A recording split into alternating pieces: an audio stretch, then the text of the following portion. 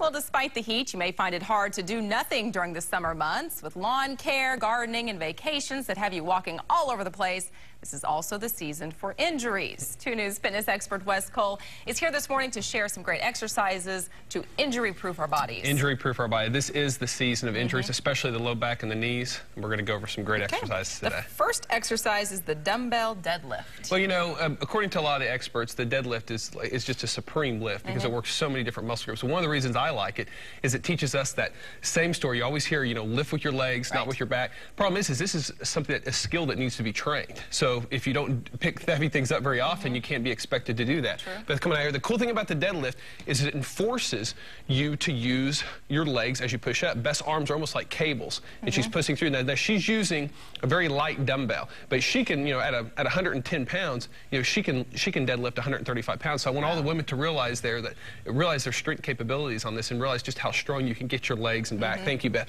But it's a very practical exercise. How often do you have to, you know, pick a box up from the ground? Yeah, all the time. And I guarantee you, it's a great feeling after you've been practicing. You pick that box up and you feel your legs just drive through. It's basically a deadlift. You're not using that back. Absolutely. That's the key.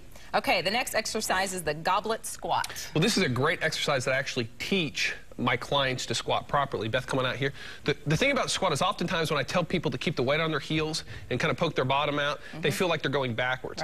Putting the weight in front of your body, just like that, helps counterbalance. And one of the great things I love about this goblet squat is it enforces, it's another practical type movement. I mean, how often, thank you, Beth, you can stop now. How often do you have to pick up a box and put it up in front of your chest like you're holding groceries or something? And what part of the body is stressed most importantly when you're picking a box up off the shelf? It's the low back and the legs. Well, if you do this enough, your low back, it's a muscle just like anything else. And if you strengthen it, it'll get stronger and more resistant to injury.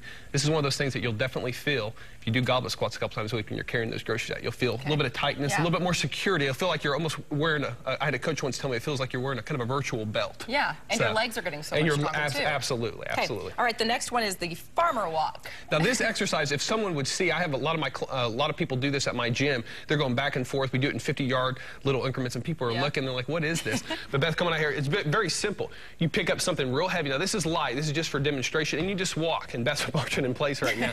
But you walk in about 40, 50-yard increments. Beth usually uses anywhere from 35 to 50-pound dumbbells holding these. It works your neck. It works your grip. It works your forearms. It works your legs. And you're just walking. And you're just walking. And I know, and people will think, well, this is not really much of a workout. Try it. And you'll be humbled by just how hard of a work it is. Thank you, Beth. And like I said, you'll be so sore in the neck. And it's one of those things that next time you're carrying bags of groceries, you'll feel it. You'll feel it, definitely. All right, good stuff. All right, time to answer a couple questions from our viewers. This first question comes from Kylie. What's the difference between pushing myself and exercising too hard?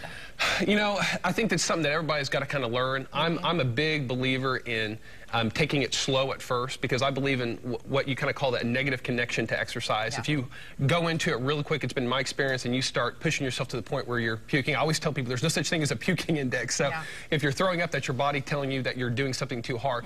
So you just kind of go at your own pace, but just remember, it's kind of like the rule of thumb. You know, a little bit of pain, a little bit of discomfort is a normal thing. Pain, sharp pain, especially in the muscles, you know, getting dizzy. That's your body trying to force you to stop because you're about to hurt something. Sometimes pain and discomfort is a good thing because it's telling us what we shouldn't be doing. There's a line there. Absolutely. Fine line. Okay, the next question comes from Rena. How much sugar per day is too much sugar? Well, you know, I would really like people to get out of the habit of eating just, you know, anything with added sugar during the day. You know, just natural sucrose sugar. If you want, I like people to stick to fruit, maybe even a little bit of juice. I always tell people when they shop, stay on the outside aisles, hit their dairy, their produce, vegetables. The thing about it is, though, is, you know, I have a candy bar every once in a while. You know, it's not poison. It's not going to kill you. Remember, toxicologists have a saying, everything has a toxicity level. Even water has a toxicity level. So the thing about it is it takes an awful lot of sugar to really do you a lot of harm. But everything in moderation.